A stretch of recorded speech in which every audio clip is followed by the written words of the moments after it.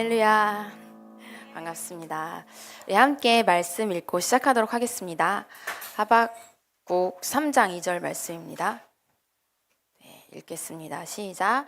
여호와여, 내가 주께 대한 소문을 듣고 놀랐나이다. 여호와여, 주는 주의 일을 이 수년 내에 나타내시옵소서. 진노 중에라도 긍휼을 잊지 마옵소서. 아멘. 네, 우리 말씀을 하박국 읽었는데 나눌 내용은 이제 신명기입니다. 신명기에 대해서 나누려고 이제 하는데, 신명기를 여러분 읽어보셨나요? 저는 사실 이 성경책 중에서 신명기를 가장 좋아합니다. 왜냐면 그 66권 중에서 하나만 골라서 읽어라 하면은 신명기에 약간 압축본처럼 이렇게 많은 내용들을 담고 있기 때문에 신명기가 이제 딱 그 중에서 골라라 하면은 이제 신명기를 많이 읽습니다. 근데 이제 저희 공동체에서도 지금은 여호수아로 넘어가긴 했는데 신명기를 가지고 새벽 기도를 한참 했었습니다. 네, 신명기는 이제 어떤 세대 교체의 시기, 또 다시 말씀으로 돌아가자는 그런 모세의 유언과도 같은 기록이 적혀 있는 그런 성경책입니다. 앞선 세대였던 모세가 미래 세대에게 남긴 것들이 있는데 이것을 그대로 이어받아서 여호수아가 수행을 합니다. 모세가 가면서 남긴 것들이 무엇이 있을까요? 여러 가지를 남겼는데 그 중에서도 사람을 남겼습니다. 여호수아를 축복하고 사람을 남기고 왔고, 또 하나는 말씀이라는 문화를 남기고 왔습니다. 함께 말씀을 낭독하는 문화. 그리고 또 하나가 노래를 만들어 주었는데 그의 10년 가운데 있는 노래를 가르쳐 주면서 신명기 32장이 이제 마무리를 합니다. 여호수아를 세웠고 함께 말씀을 낭독하는 문화를 만들었고 노래를 만들어서 가르칩니다. 저 신명기 말씀 같이 보겠습니다. 신명기 3장 23절에서 25절 말씀입니다. 시작. 그때 내가 여호와께 간구하기를 주 여호와여, 주께서 주의 크심과 주의 권능을 주의 종에게 나타내시기를 시작하셨사오니 천지간에 어떤 신이 능히 주께서 행하신 일, 곧 주의 큰 능력으로 행하신 일 같이 행할 수 있으리이까. 구하옵나니 나를 건너가게 하사 요단 저쪽에 있는 아름다운 땅, 아름다운 산과 레바논을 보게 하옵소서 하되. 아멘. 모세가 가나안 땅 바로 코앞에서 들어가지 못하게 됩니다. 근데 처음에 모세는 하나님 앞에 이렇게 기도를 했어요. 하나님, 저도 가나안 땅에 들어가고 싶습니다. 들어가게 해주세요 라고 기도를 했어요. 그런데 하나님이 거절하십니다. 그리고는 다른 기도를 시키시는데 어떤 기도를 시키시냐면 여호수아를, 그리고 여호수아 세대를 세우라는 말씀을 하십니다. 모세는 여호수아를 향해서, 그리고 이스라엘 백성들을 향해서 하나님이 먼저 가서 이 가나안 족속들을 멸하실 것이다. 그러니까 강하고 담대해라. 하나님이 함께 하신다라고 격려합니다. 이제 우리가 사실 성경을 볼 때 그냥 종이에 있는 글자로 보는 거기 때문에 입체적으로 좀 읽히지 않을 때가 있어요. 그런데 가만히 보면 알 수 있는 것들이 있는데, 이제 여호수아 하면은 떠오르는 이미지가 혹시 있나요? 여호수아가 누군지 혹시 아시나요?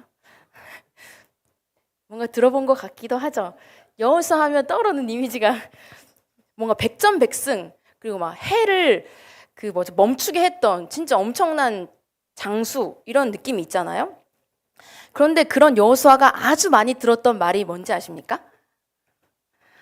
네, 여호수아서 1장 6절 보겠습니다. 시작. 강하고 담대하라. 너는 내가 그들의 조상에게 맹세하여 그들에게 주리라 한 땅을 이 백성에게 차지하게 하리라. 7절 말씀입니다. 오직 강하고 극히 담대하라. 여기까지 볼게요. 또 1장 9절. 내가 내게 명령한 것이 아니냐? 강하고 담대하랴. 두려워하지 말며 놀라지 말라. 네, 1장만 봤을 뿐인데 다른 장에서도 자주 등장을 합니다. 이미 담대하고 두려움이 없는 사람에게는 굳이 이런 말을 할 필요가 없겠죠? 근데 이런 얘기를 했다는 건 사실 여호수아가 두려워하며 놀랐다는 것입니다. 엄청난 리더십이었던 모세의 뒤를 이은 여호수아가 사실 얼마나 떨었겠어요? 그리고 하나님이 이렇게 이 두려워하는 여호수아를 향해서 이렇게 많이 자주 말씀을 하셨습니다.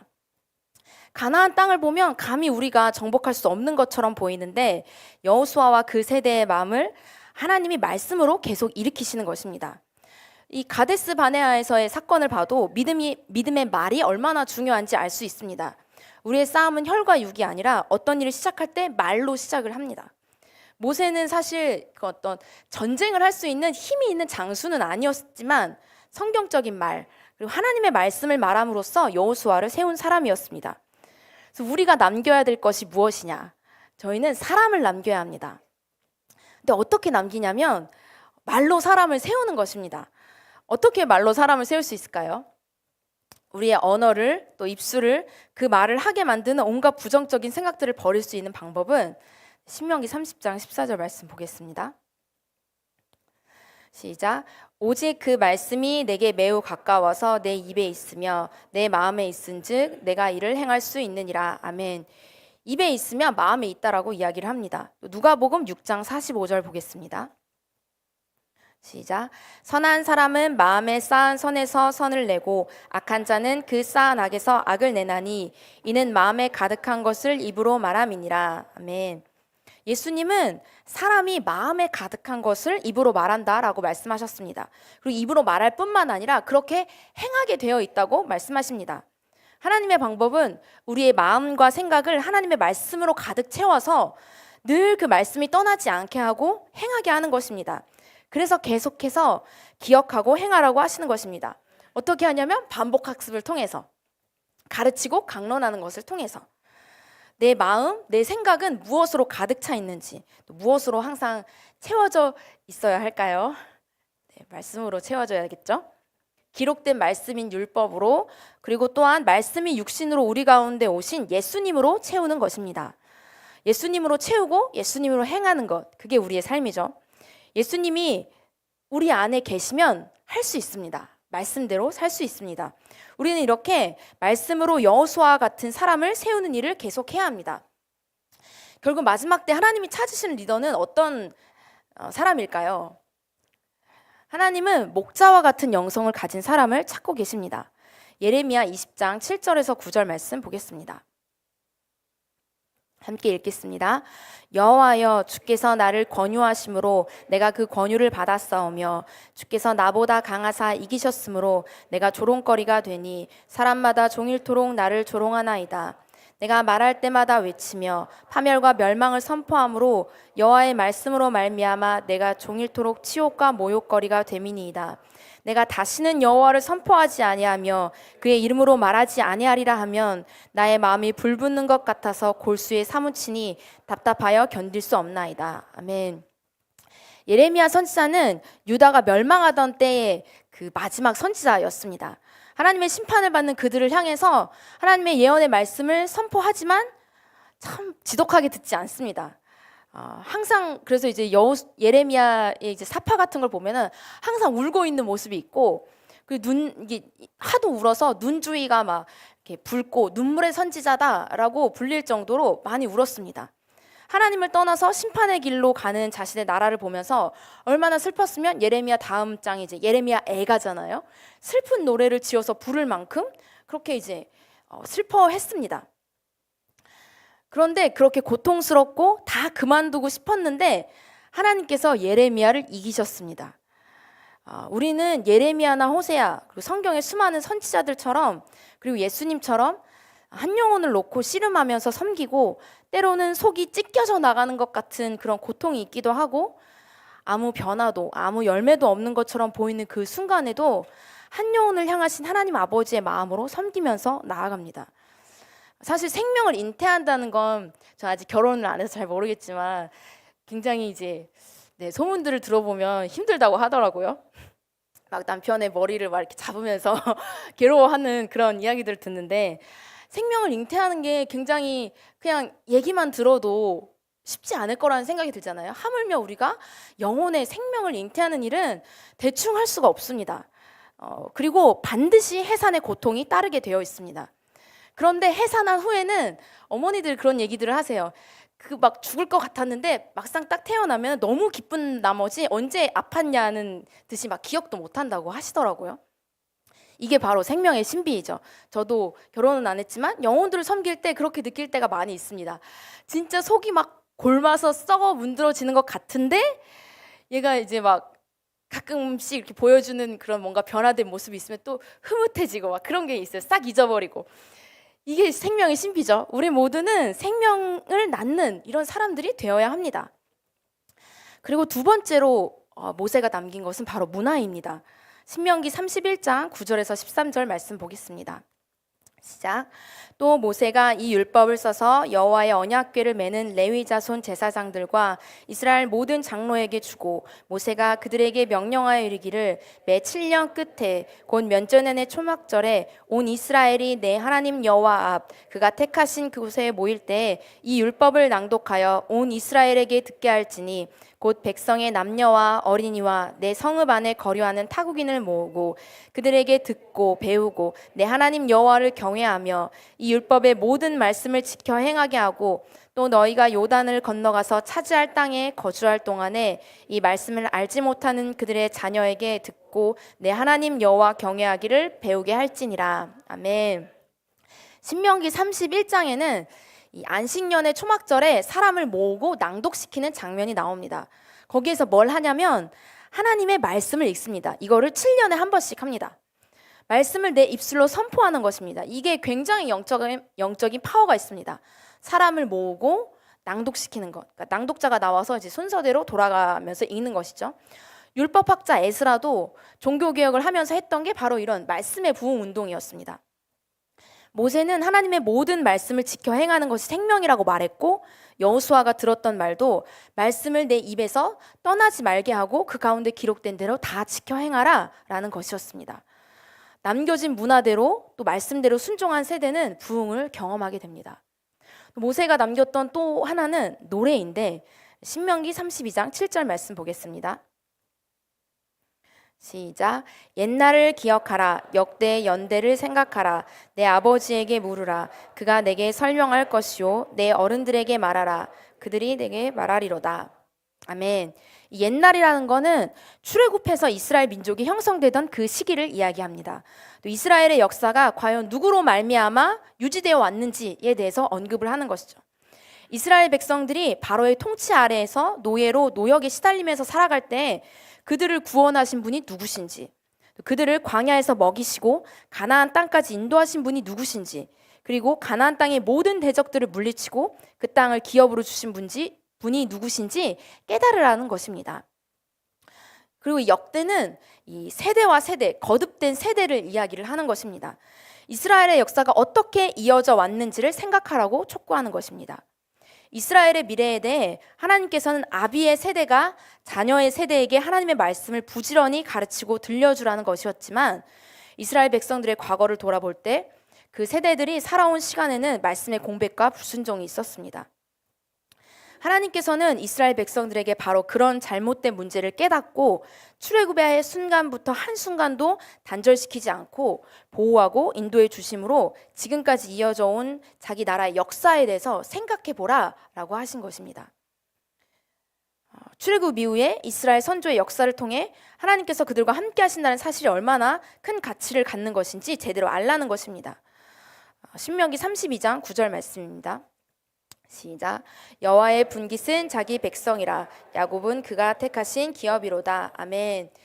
이스라엘은 하나님께서 특별히 택하신 민족, 또 자신의 기업인 이스라엘을 기준으로 다른 나라들의 기업인 땅도 분배하셨습니다. 주님께서 광야에서 야곱을 찾으셨고 그들을 만나시고 감싸주고 보호하고 마치 눈동자처럼 지키셨다라고 나와 있죠. 그리고 독수리가 그 보금자리를 뒤흔들고 새끼들 위에서 날개를 펴서 이걸 받아가지고 그 날개 위에 업어 나르듯이 주님께서 홀로 그 백성을 인도하셨습니다.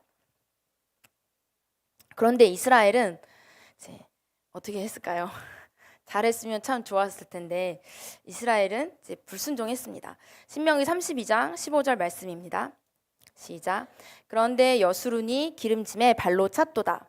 제가 읽겠습니다. 내가 살찌고 비대하고 윤택함에 자기를 지으신 하나님을 버리고 자기를 구원하신 반석을 업신 여겼도다. 먹거리가 넉넉해지고 또 실컷 먹고 나더니 자기들을 지으신 하나님을 저버리고 자기들의 반석이신 구원자를 업신 여기게 되었습니다. 이방신을 섬겨서 주님께 질투하시게 했고 진노하시게 했습니다. 하나님 아닌 신들에게 제사를 드리고 또 그들 스스로도 알지 못하는 신들, 새롭게 나타난 어떤 새로운 신들, 조상이 섬기지 않던 신들에게 제사를 드리고 하나님을 잊어버렸습니다. 그런데 하나님이 우리가 배반할 것을 알고 가르치셨습니다. 준비하고 대비하라는 하나님의 뜻인데 그것이 바로 노래입니다. 너희가 실패할 것이 눈에 보이지만 준비해라. 우리 아까 찬양할 때 너무 기쁘지 않았습니까? 막 그 예배 인도하시는 분이 막 보면 때 없이 막 뛰면서 이렇게 찬양을 하셨잖아요. 너무 기쁘고 즐겁고, 사실 우리가 바닥까지 가라앉아 있다가도 예배를 드리면 회복됩니다. 영적인 존재이기 때문에. 노래는 우리의 어려운 순간을 이기게 해줍니다. 우리의 영의 가장 중심을 형성하기 때문입니다.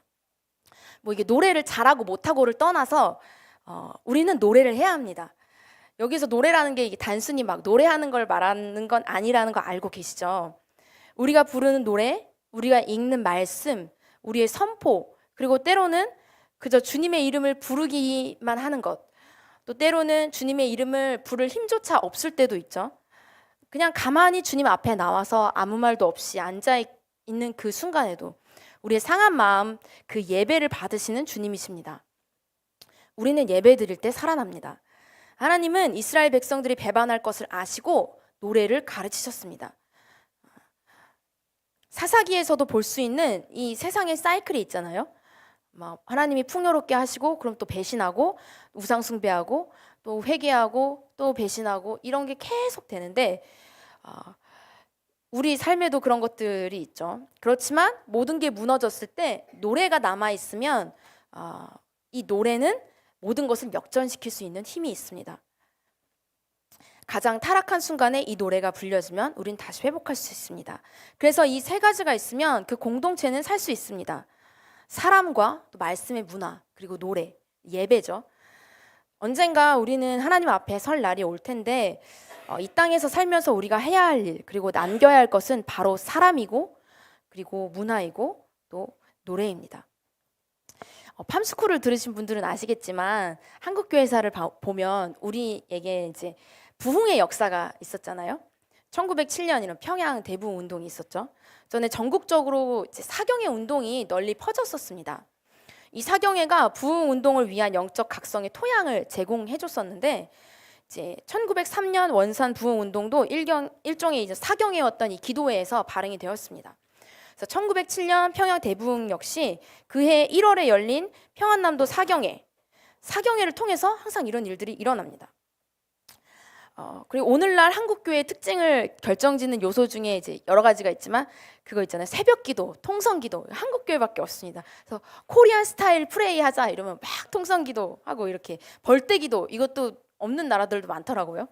그런 특징들도 있고, 근데 이런 근원을 찾아가 보면 길선주 목사님과 또 평양 대부흥 운동을 만날 수 있습니다. 우리는 이제 부흥을 위해 기도하면서 새벽 기도와 통성 기도가 생기게 되었습니다. 그리고 이 1903년 원산에서의 부흥, 또 1907년 평양의 대부흥 운동에 이어 1909년과 1910년 어간에 100만인 구련 운동이 일어나게 되죠. 한국교회 부흥과 성장을 위한 사실 몸부림 같은 것이었습니다. 말씀 사경회를 통해 우린 계속 기도했고, 또 길선주 장로님의 죄 고백과 함께 회개의 불과 영적 각성 운동이 일어났습니다. 그래서 이 부흥 운동과 함께 너무 기뻐서 헌신하게 된 게 바로 한반도 100만 구령 운동입니다. 이때 이 얼마나 기뻤으면 이 막 100만 운동, 이 100만인 구령 운동이 이름 그대로 이제 민족 복음화를 위한 전도 운동이었는데, 당시 그리스도인이 20만이 채 되지가 않았었대요. 근데 20만이 되지가 않는데 우리가 금년에 한국에서 100만 영혼을 그리스도에게로 돌아오게 하겠다라는 거는 1년에 5배 이상으로 성장하겠다는 엄청난 포부를 사실 외친 거죠. 그래서 막 연합 기도회, 뭐 매일 기도회, 이런 기도회, 이런 게 끊임없이 열렸고, 성도님들이 새로운 성령의 역사가 경험하면서 교회 성장으로 이어졌습니다. 사람들은 이 헌신의 박차를 가하면서 날 연보라는 것도 드리게 됐었는데, 이게 뭐냐면 헌금을 하지 못하는 사람이 있잖아요. 저희 나라가 엄청 가난했던 거 아시죠? 근데 이 헌금을 하지 못하는 사람이 자기 시간을 완전히 하나님께 바쳐서 특정 일을 전도하는 날로 약정한 것입니다. 전국적으로 연보로 바쳐진 날이 10만일을 넘어섰을 정도로 한국교회 성도들은 전도에 자신의 물질과 시간을 아낌없이 바쳤습니다. 뭐 이후에 신사참배 같은 위기도 있었고 6.25 전쟁도 있었지만 이 어려운 가운데 믿음을 계속적으로 지켰습니다. 또한 전쟁으로 인한 고아를 교회가 품으면서 주일학교가 생기고 다음 세대가 자라나게 되었습니다. 그리고 이 다음 세대들이 자라나서 은혜를 기억하면서 캠퍼스 부흥 운동을 주도하는 세대가 되고 세계 선교에 헌신하는 한국교회가 열매가 되었습니다. 그리고 마침내 이제 여의도 광장에서 한국 기독교 100주년 선교 대회가 열리게 된 거죠. 이것을 기념해서 이 초교파적으로 거행된 이제 대규모 집회였는데 저희가 잘 알고 있듯이 이때 100만 명의 10분의 1인 10만 명의 선교사를 보내겠다고 서원을 하게 됩니다. 이때는 전두환 정권 시절이었는데 사실 일반인 중에 해외 선교를 나가본 사람, 여권 있는 사람이 0명이었던 시절입니다. 이런 상황 속에서 10만 해외 선교사, 100만 성도를 서원한 것이죠. 그리고 2004년에는 여러 단체들이 10만 선교사 비전에 동참하고 이것을 공유했습니다. 또 2006년에 타겟 2030, 이 공식적인 한국교회 비전으로 선포가 되었습니다. 그 이후에 이제 잘 아시다시피 한국교회는 전 세계에서 인구 대비 가장 많은 선교사를 파송한 교회가 되었습니다. 근데 제가 올해 초에 이런 생각이 문득 들었습니다. 사실 저는 부흥을 들어보기는 했지만 아직 경험해 보지는 못했습니다. 물론 조금씩 은혜가 있고 임재가 있고 그렇지만 제가 말하는 부흥은 이런 수준을 말하는 게 아닙니다. 정말 마음을 찢으며 통회하는 일들이 일어나고 이 평양 대부흥 때 기록을 읽어보면 마치 하늘의 뚜껑이 열린 것 같았다라는 서양 선교사님들의 기록이 있습니다. 그런 하나님의 은혜가 쏟아부어지고 하나님을 사랑하는 고백이 터져나오고 우리가 하나님을 알자, 하나님을 따르자, 헌신하자라고 말할 필요가 없는 모두가 하나님을 즐거이 따르는, 근데 그게 한두 사람에게 일어나는 일이 아니라 이 부흥이 온 마을을 덮고 온 도시를 덮고 지역 전체를 덮는, 나라를 뒤흔드는 그런 부흥을 저는 아직 경험해 보지 못했습니다. 저희 부모님 세대, 그 윗세대들은 이것들을 경험하셨겠죠. 근데 저는 이 시대의 어린이, 또 청소년, 청년들이 앞선 세대가 경험했던 것 이상의 질적이고 수적인 부흥을 보기를 원합니다. 우리 시대의 부흥이 있기를 간절히 소망합니다. 지금까지 전 세계적으로 또 어떤 국가나 민족에서 여러 부흥의 바람들이 있었지만 2000년대부터 보면 중앙아시아의 부흥이 있었습니다. 소련이 붕괴되면서 중앙아시아권역이 뭐 카자흐스탄, 우즈벡, 키르기스탄 이런 이제 과거 소비에트 연방의 일부였는데 소련이 해체하면서 혼란 속에서 이슬람으로 정체성을 설정하고, 근데 신기하게 1990년대부터 2000년대까지 초에 강력한 선교 부흥이 일어납니다. 소련이 붕괴하면서 2000년대 중앙아시아의 부흥으로 이어집니다. 2010년도에는 어떤 일이 있었죠? 페르시아 부흥이 있었죠. 9.11 테러가 일어나면서 이란과 아프간의 부흥이 있었습니다. 사실 이제 9.11 테러는 미국이 생긴 이후로 미국 본토가 처음으로 공격받은 그런 사건이었는데 전 세계 무슬림들이 환호를 하면서 막 시아, 순위 상관없이 환호했었던 일이었습니다. 그러면서 세계가 두 개의 진영으로 쪼개졌는데 그러면서 종교의 대립이 일어났습니다. 그런데 이게 참 신기하게도 페르시아 부흥으로 이어지고 2010년대 최대 부흥의 땅이 이란과 아프가니스탄이었습니다. 순교와 부흥 그리고 새로운 세대가 등장했고 강력한 지하교회가 일어났습니다.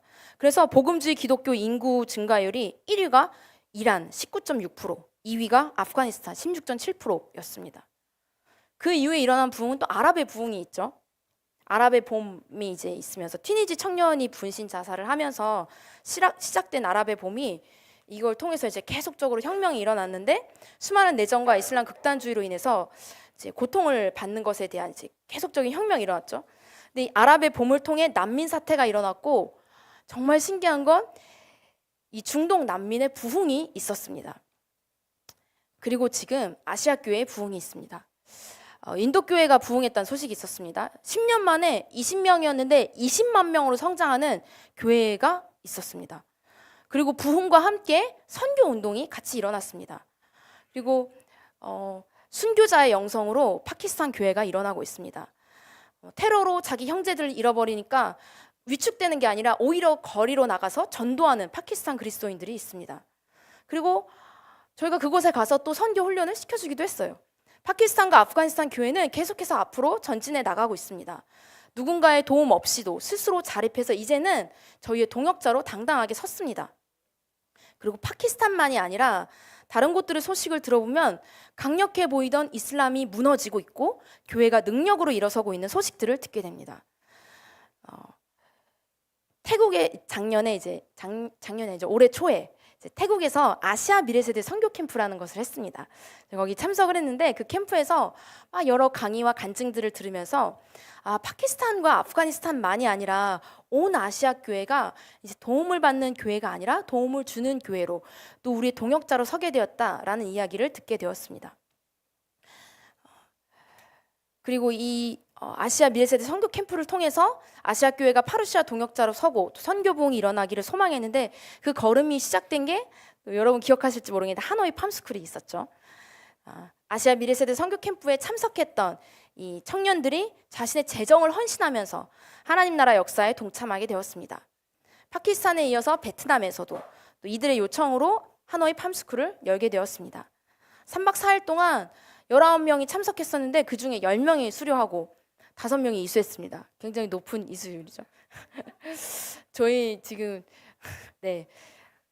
19명이 신청을 했어요. 굉장히 이제 그 나라의 사정을 생각해 보면 쉽지 않은 일인데 얼마나 성실하게 참여를 하는지 또 직장 끝나자마자 오고 그런 모습들이 있었습니다. 베트남이 세계로 나아가고 있습니다. 팜스쿨 이후에 우리가 팜스쿨 훈련에 이제 그 이후에 열방을 향해서 나아가는 것처럼 이 하노이 청년들도 옆 국가로 단기 선교를 갔습니다. 재정적이고 환경적인 한계를 돌파하고 믿음으로 나아갔습니다. 우리도 사실 시간과 재정과 이 많은 것들을 들여서 가지만 이들에게는 저희보다 더욱더 큰 헌신과 엄청난 도전이었을 텐데 이것을 헌신하며 나아간 것입니다.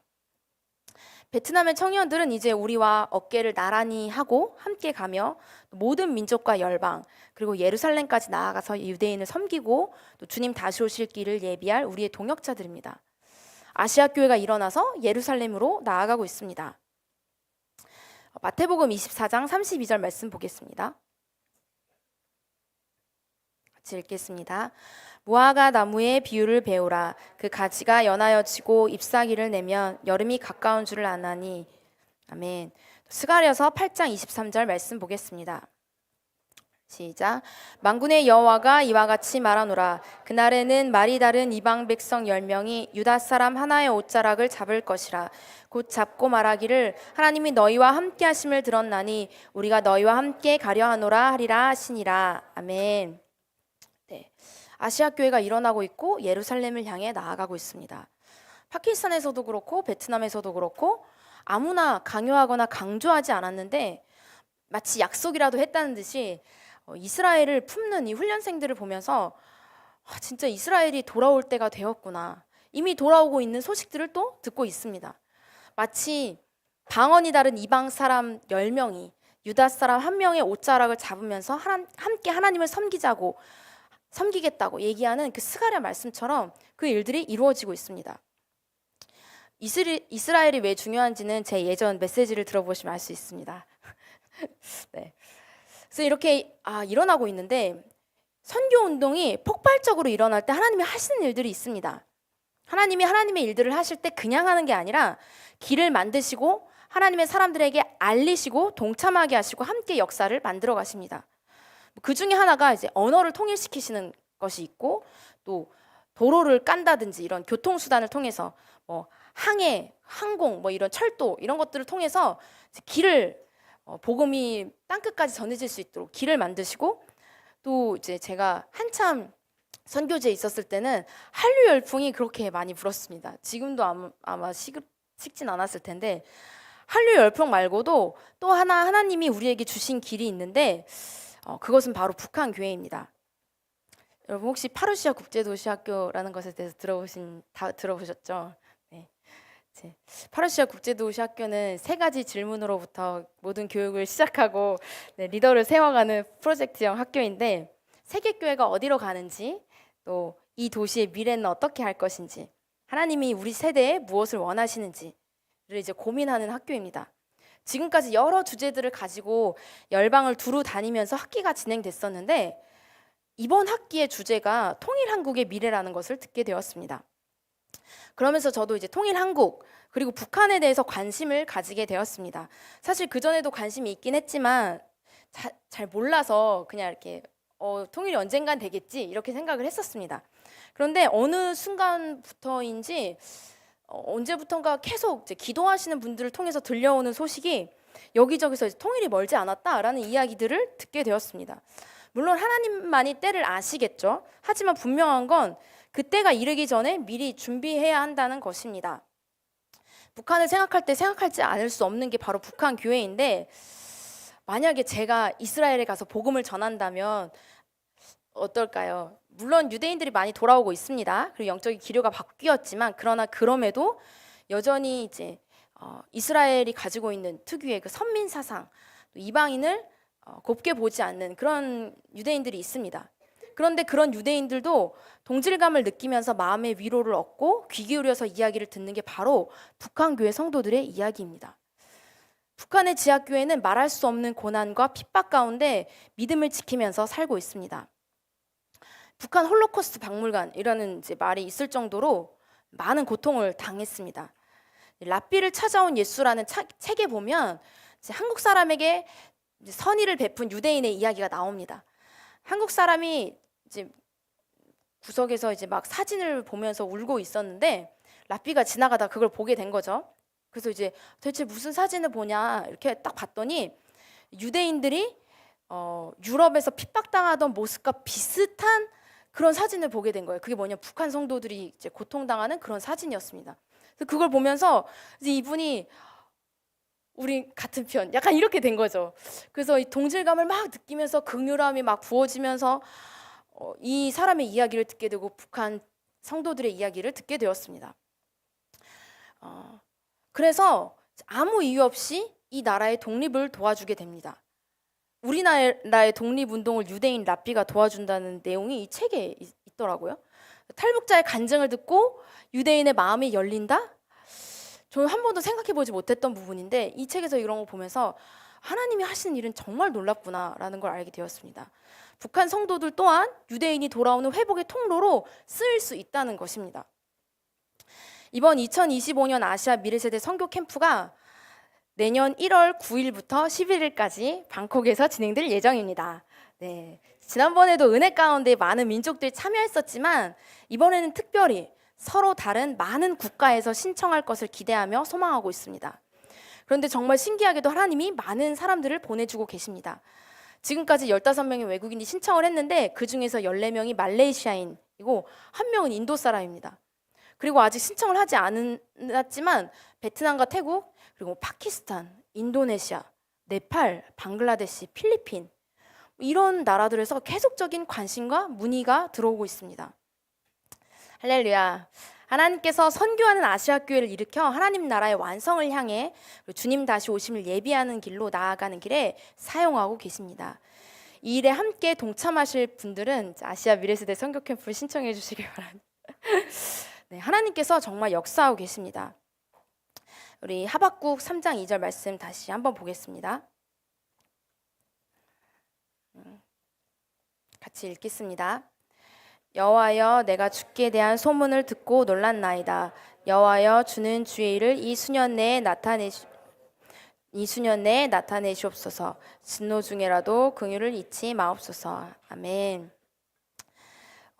이 말씀은 절망 중에 부르는 희망의 노래입니다. 하나님이 바벨론을 사용해서 이스라엘 백성들을 심판하시고 더 나아가 바벨론도 심판하실 것이라는 것을 들은 하박국 선지자가 하나님께 대한 경외심으로 이야기를 합니다. 내가 이 소식을 듣고 놀랐습니다. 그리고 한 단계 더 나아가서 하나님을 신뢰하고 하나님의 역사가 속히 이루어지기를 소망하는 내용이 나옵니다. 그런데 이 원어를 잘 살펴보면 거의 죽은 것과 마찬가지인 것을 살려내어 생명력을 넘치게 하는 의미가 있습니다. 주의 공의로운 심판과 회복이 있기를 기도하는 하박국입니다. 그래서 뒤에 부분에 보면 우리가 잘 아는 말씀이 있죠.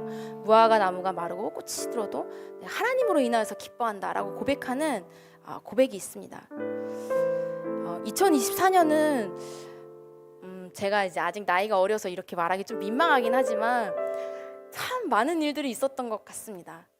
정말 격동의 시기고 아직 다 끝나진 않았지만 이런 해가 또 있을까 싶을 정도로 많은 일들이 있었는데 하나님이 우리를 깨우고 계시는 것 같습니다. 그리고 하나님의 이 마지막 공의로운 심판과 회복 가운데 우리에게 부흥을 허락하실 건데 그 전에 우리를 깨우고 계시는 것 같습니다. 우리 시간 함께 찬양 하나 하고 같이 기도했으면 좋겠습니다.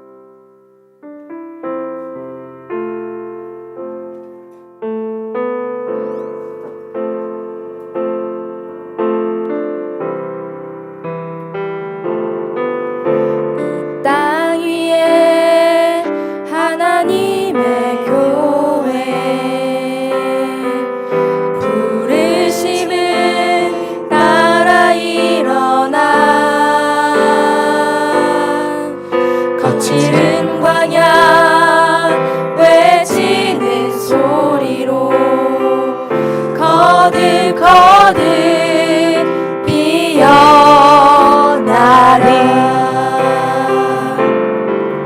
성령이여 이 세대를 향해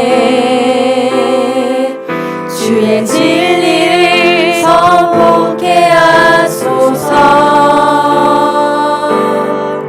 십자가에서 죽으신 그 사랑 우리 사랑 되게 하소서. 닫힌 문들아 열릴지어다. 모든 세대여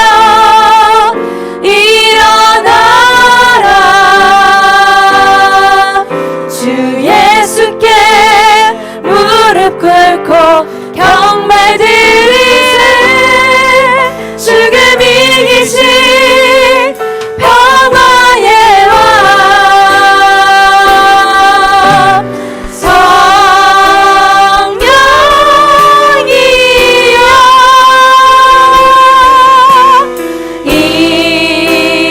임하소서.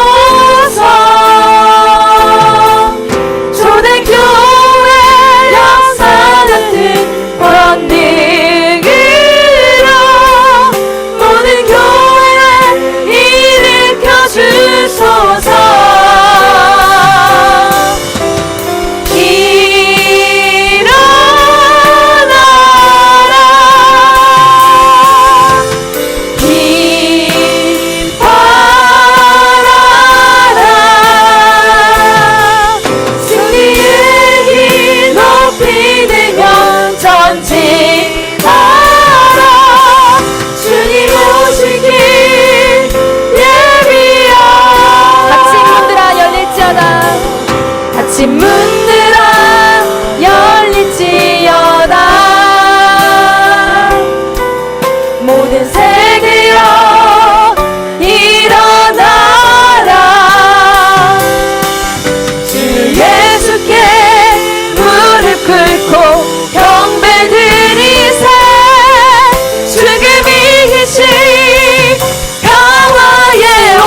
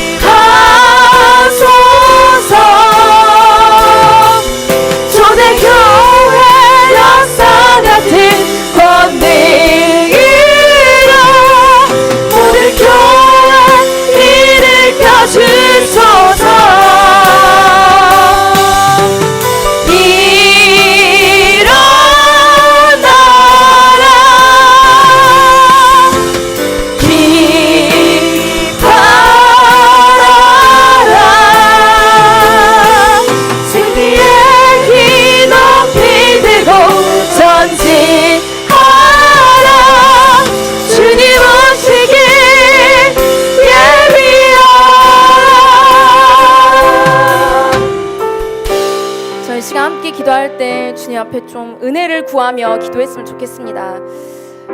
지금은 마지막 때입니다. 이방 나라들이 준비되고 있고 특별히 아시아 교회가 일어나고 있습니다. 이때 한국 교회 또한 일어나고 있습니다. 하나님께서 마지막 대추수를 위해 교회를 다루고 계시고 새롭게 하고 계십니다. 하나님, 우리가 절망적으로 주님의 얼굴을 구합니다.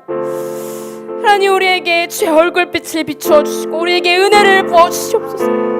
하나님, 우리 시대에 우리가 부흥을 원합니다. 하나님, 우리가 누군가에게 듣는 부흥이 아니라, 누군가에게 전해들은 하나님 그런 부흥이 아니라, 하나님 정말 하나님의 하늘의 문을 열어주시고 쏟아부으시는 그 부흥을 우리가 원합니다. 하나님, 우리 가운데 부흥을 허락하여 주십시오. 수년 내에 나타내 보여주십시오. 진노 중에라도 긍휼을 베풀어 주십시오. 함께 기도하며 나아가겠습니다.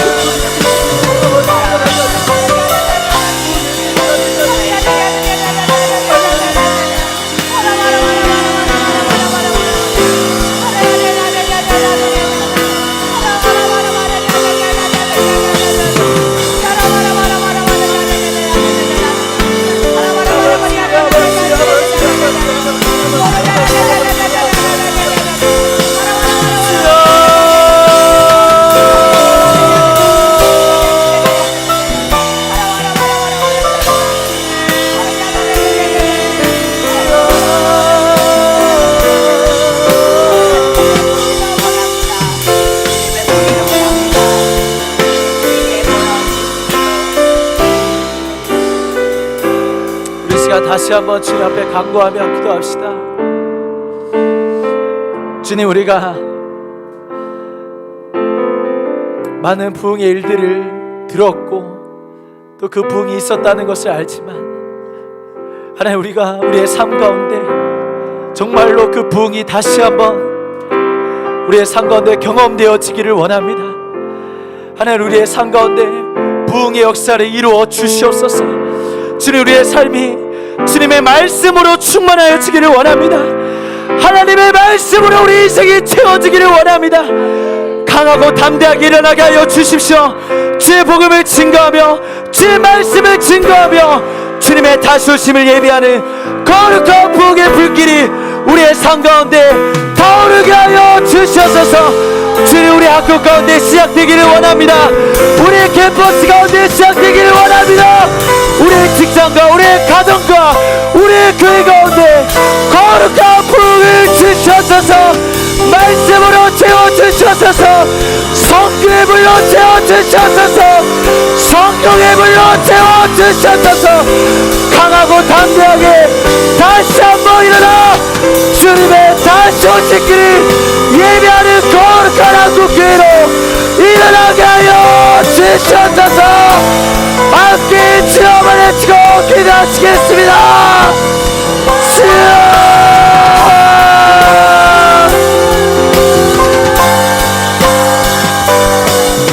주님이 이제 우리의 삶 가운데 주님 부흥을 주시옵소서. 주님, 하나님 이전에 경험되지 않았고 주님 한 번도 경험하지 못했던 주님의 놀라운 부흥의 역사가 주님 우리의 삶 가운데, 주님 우리 한국교회 가운데, 주님 우리의 가족 가운데 주님 부흥이여 임하시옵소서.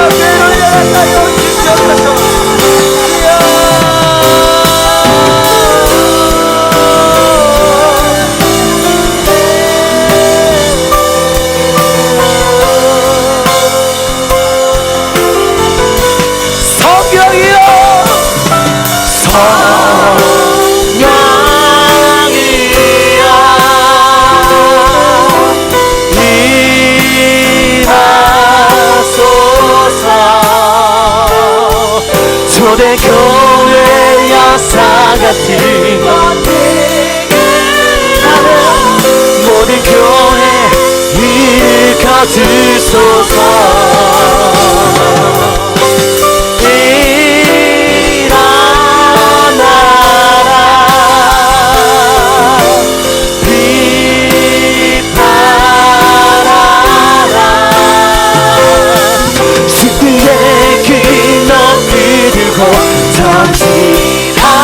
전진하라. 주님 오시기 주의 교회 일어날지어다. 성령이여 성령이여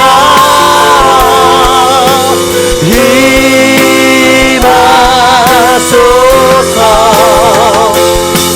초대교회 역사같은 권위로 모든 교회 일으켜주소. 예, 주님 거룩한 지게 길지어다.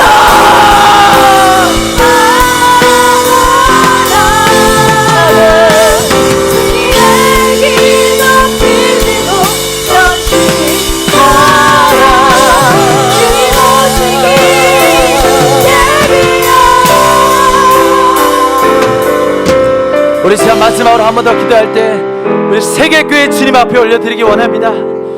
우리 주님께서 중앙아시아의 교회에 부흥을 주셨습니다. 페르시아 교회에 부흥을 주셨습니다. 아랍 교회에 부흥을 주셨습니다. 이제는 모든 민족 가운데, 모든 민족, 모든 교회 가운데 마지막 선교 부흥 일으키실 때인 줄 믿습니다. 하나님, 말이 다른 서로 이방 민족이 일어나 저 유대인, 저 마지막 복음을 드려야 할 저 이스라엘 민족을 깨우게 될 줄 믿습니다. 주님, 모든 교회, 특별히 아시아의 교회 일어나게 하여 주시옵소서. 땅끝으로 제복음을 증거하며 거룩한 선교 부흥의 불길로 일어나게 하여 주시옵소서. 모든 민족, 모든 교회, 아시아의 교회여 깨어 일어날지어다. 일어나라, 빛을 발하라. 일어나라, 빛을 발하라. 아시아의 모든 교회여 깨어 일어나. 열방을 깨울지어다. 저 이스라엘을 깨울지어다. 함께 아시아의 교회 올려드리며 주여 한번 외치고 기도하시겠습니다. 주여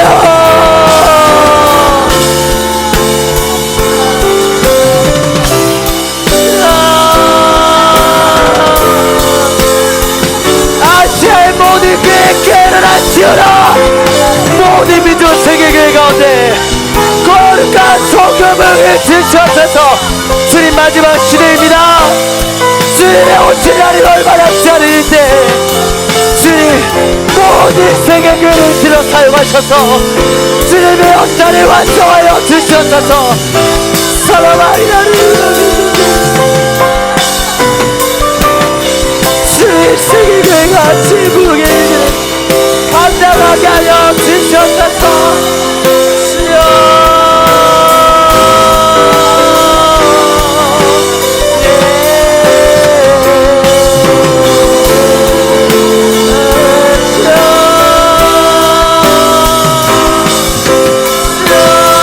하나님 보기 원합니다.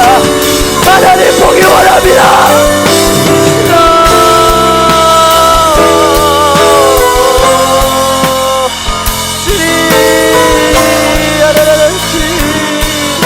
하나님 그렇게 보게 하여 주시옵소서. 하나님 마지막에 모든 민족과 열방이 우리 주님 앞에 달려나오게 될 것입니다. 주님의 명령 따라 세계교회 일어나리라. 죽음 앞에서라도 돌아서지 않으리. 불길 따라 세계교회 일어나리라. 우리 주님 같이 주님의 명령 따라, 주님의 명령 따라 세계교회 일어나리라. 죽음 앞에서라도 돌아서지 않으리. 불길 따라 세계교회 일어나리라. 아멘. 우리 주님 다시 오시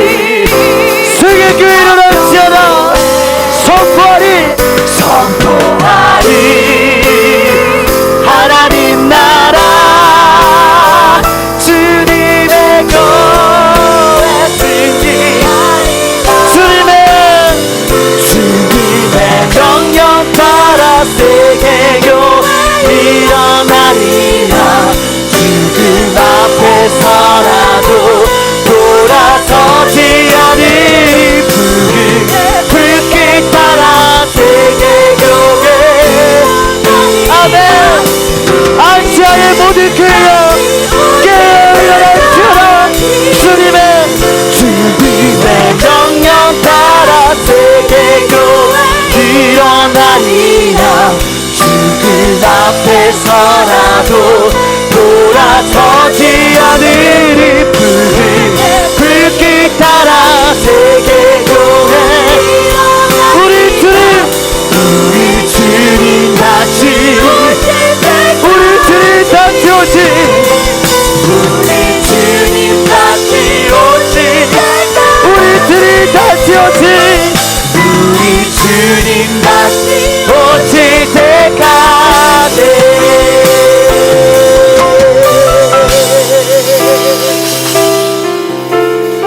하나님 아버지 감사합니다.